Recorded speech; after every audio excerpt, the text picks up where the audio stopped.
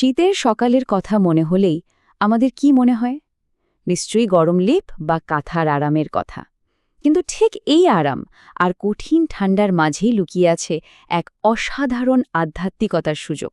চলুন আজ আমরা ফজরের নামাজের সেই গভীর তাৎপর্য নিয়েই কথা বলি। একটু কল্পনা করার চেষ্টা করুন তো, শীতের একটা ভোর, চারদিক কেমন শান্ত, নিঝুম, আর প্রকৃতি যেন একটা বরফ শীতল চাদর মুড়ি দিয়ে আছে।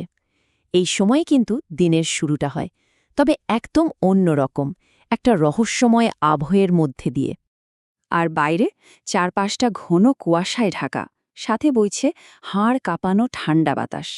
এমন একটা মুহূর্তে মনে হয় বাইরের পৃথিবীটা থেকে আমরা যেন একদম বিচ্ছিন্ন, শুধু নীরবতা আর শীতলতার এক গভীর অনুভূতি। আর এই কনকনে ঠান্ডার ঠিক উল্টো দিকে ঘরের ভেতরে কি আছে? ওই যে আমাদের সবার প্রিয় মোটা দেওয়া একটা কাঁথা। আমরা সবাই জানি এই উষ্ণতা আর আরাম ছেড়ে ওঠাটা যে কতটা কঠিন।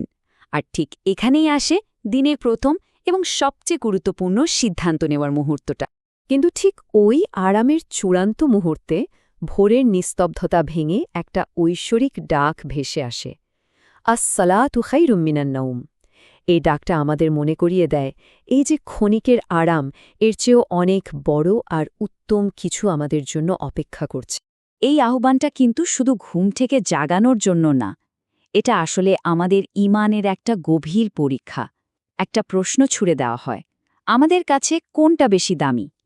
আর এই মুহূর্তটাই হয়ে ওঠে আমাদের বিশ্বাসের এক শক্তিশালী প্রমাণ। এটা আক্ষরিক অর্থেই একটা যুদ্ধ, তাই না? একদিকে শরীর বলছে আরও একটু ঘুমাই, মন টানছে কাঁথার উষ্ণতার দিকে, আর অন্যদিকে রবের প্রতি ভালোবাসা আর দায়িত্ববোধের ডাক। এই ভেতরের লড়াইয়ে যে জিততে পারে সেই আসলে ঈমানের প্রথম ধাপে সফল হয়। আর দেখুন, আমাদের প্রিয় নবী সাল্লাল্লাহু আলাইহি ওয়াসাল্লাম এই ব্যাপারটা কত সুন্দর করে বুঝিয়েছেন। তিনি বলেছেন, ফজর আর ঈশার নামাজ মুনাফিকদের জন্য সবচেয়ে কঠিন। কেন? কারণ ঠিক এই দুটোর সময়েই দুনিয়ার আকর্ষণ, ঘুম আর বিশ্রাম সবচেয়ে বেশি থাকে। তাই তো এই দুটো নামাজ ঠিকঠাক আদায় করাটা খাঁটি ঈমানের একটা স্পষ্ট চিহ্ন। এই জন্যই বিশেষ করে এই শীতের ভোরে যখন একজন মানুষ সব আরামকে পেছনে ফেলে শুধু আল্লাহর সন্তুষ্টির জন্য উঠে দাঁড়ায়, তখন সেটা তার ভেতরের ঈমানের এক জীবন্ত আর অকাঠ্য প্রমাণ হয়ে যায়। আচ্ছা, যারা এই কঠিন পরীক্ষায় পাশ করে তাদের জন্য কি অপেক্ষা করছে? আল্লাহ তাআলা তাদের জন্য এমন সব পুরস্কার রেখেছেন যা আমাদের কল্পনারও বাইরে। এর শুরুটা হয় এই দুনিয়াতেই। যে ফজরের নামাজ পড়ল সে কিন্তু সারা দিনের জন্য সরাসরি আল্লাহর নিরাপত্তায় তার জিম্মায় চলে আসলো। শুধু তাই না, তার রিজিকে বরকত আসে আর মনে এমন একটা শান্তি নেমে আসে যা দুনিয়ার আর কিছুতেই পাওয়া সম্ভব না। ভাবুন তো, কি অসাধারণ একটা দিনের শুরু। কিন্তু এখানেই শেষ না। যারা আরেকটু কষ্ট করে এই ভোরের আবছা অন্ধকারে ঘর থেকে বেরিয়ে মসজিদের দিকে হাঁটা দেন, তাদের জন্য তো রয়েছে এক বিশেষ সুসংবাদ। আর সেই সুসংবাদ হল কিয়ামতের দিনের পরিপূর্ণ আলো।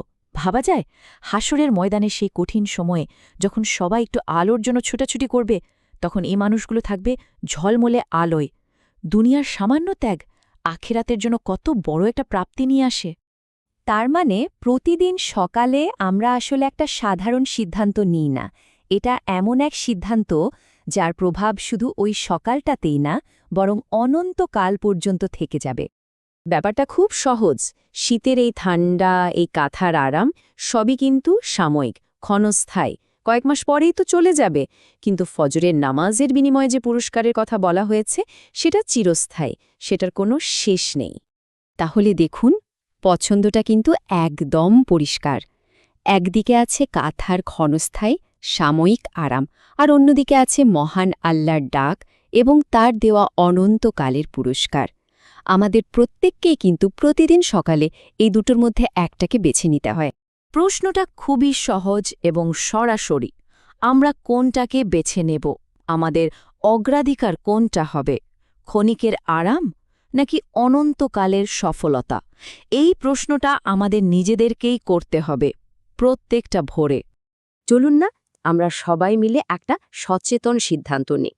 আমরা আমাদের ইচ্ছাকে একটু নিয়ন্ত্রণ করি, ক্ষণিকের আরামকে ত্যাগ করে মহান সৃষ্টিকর্তার ডাকে সাড়া দিই, কারণ তার আহ্বানের মধ্যেই তো আমাদের জন্য আসল সম্মান আর সফলতা। আসুন আমরা প্রতিদিনের শুরুটা করি ফজরের নামাজের মাধ্যমে।